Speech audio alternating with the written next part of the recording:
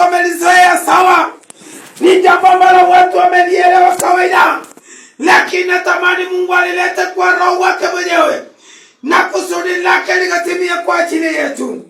Maana ninajua ya kwamba wakati Mungu anatamani ya kwamba watu wakaelewe, maana Mungu ndiye mwenye nguvu, Mungu ndiye mwenye uwezo, Mungu ndiye mwenye ukuu wote.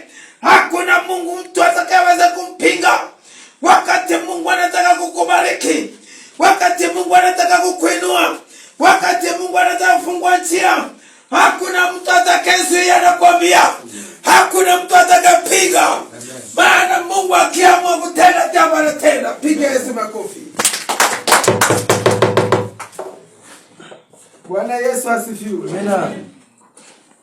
Ninajua ni maandiko umeyazoea, lakini naomba usiwe wa kuzoea.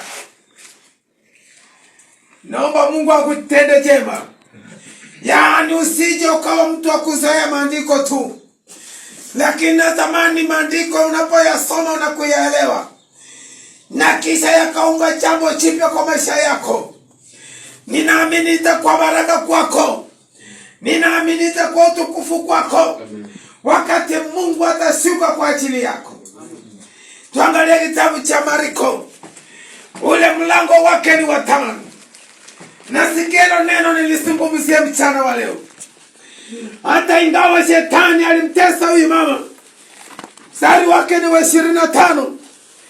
Biblia inasema ya kwamba kulikuwa na mwanamke mmoja alikuwa akitokwa damu miaka 12, na kwa sababu ya mateso mengi na kwa sababu ya mahangaiko mengi, huyu mwanamke alihangaika, akasarenda, akaona maisha hakuna tena, akachukua mali yake, akapeleka kwa watu wa matibabu, akapeleka kwa waganga, akapeleka kwa watu wenye ujuzi, lakini kusimfae maishani.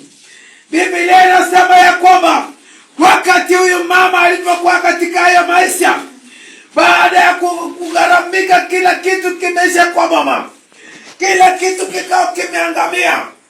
Hii maanisha ya kwamba mama alikuwa hana hata chochote kwa mama yake, kwa sababu aliuza vyote na asiweze kupona.